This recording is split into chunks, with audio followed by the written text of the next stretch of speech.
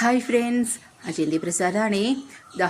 ഇന്നിതാ ഞങ്ങൾ രണ്ടാളും രാത്രിയിൽ പുത്തമ്പള്ളിയിൽ പെരുന്നാളാണ്. അപ്പം അത് കൂടാനായിട്ട് വന്നതാണ് കേട്ടോ. പള്ളി നല്ല ഭംഗിയിൽ നല്ല ലൈറ്റ്സോടുകൂടി നല്ല അലങ്കാരങ്ങളൊക്കെ കൊടുത്ത് അടിച്ച് പൊളിച്ചിട്ടാണ് കേട്ടോ ഇപ്പോൾ പ്രാവശ്യം തൃശ്ശൂർക്കാർ പുത്തമ്പള്ളി പെരുന്നാൾ ആഘോഷിക്കുന്നത് തന്നെ എന്താ പറയുക വർണ്ണശബളമാണ്. പിന്നെ അതേപോലെ തന്നെ നമ്മൾ എല്ലാവരുടെയും പോയി തൊഴുതു.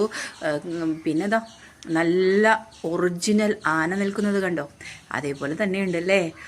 അതൊക്കെ സൂപ്പറായിരുന്നു കേട്ടോ, നല്ല രസമായിരുന്നു. ഞാൻ ആദ്യമായിട്ടാണ് പള്ളിയിൽ ഇങ്ങനത്തെ ഒരു സംഭവം കാണുന്നത് തന്നെ.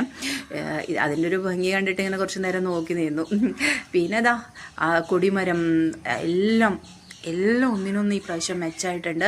പിന്നെ നമ്മൾ എവിടെ വന്നാലും വഴിയോര കച്ചവടങ്ങൾ നോക്കി നടക്കാൻ ഇഷ്ടമാണല്ലോ.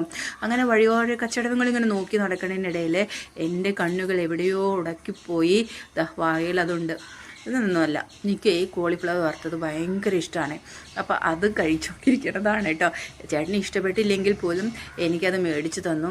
അപ്പോൾ അങ്ങനെ എന്നോട് വേഗമായി എവിടെയെങ്കിലും പെട്ട് നിൽക്കുന്നുണ്ടോ, അവിടെ തപ്പി നിൽക്കുന്നുണ്ടോ എന്ന് വിചാരിച്ചിട്ടാണ്.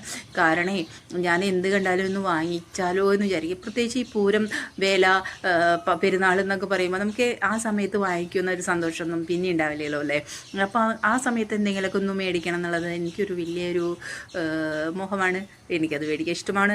അതുകൊണ്ട് ഞാനതൊക്കെ കഴിഞ്ഞു അങ്ങോട്ട് നടക്കണം. പിന്നെ തിരിച്ച് വീണ്ടും ഇങ്ങോട്ട് വന്നപ്പോഴേക്കും ലൈറ്റ്സ് മ്യൂസിക് ആരംഭിച്ചു. അപ്പോൾ അതെല്ലാം കണ്ട് വീട്ടിലേക്ക് തിരിച്ചു പോകാം എന്നൊക്കെ വിചാരിച്ചിട്ട് കുറച്ച് നേരം അവിടെ നിന്നു. അടിപൊളി മ്യൂസിക്കായിരുന്നു കേട്ടോ.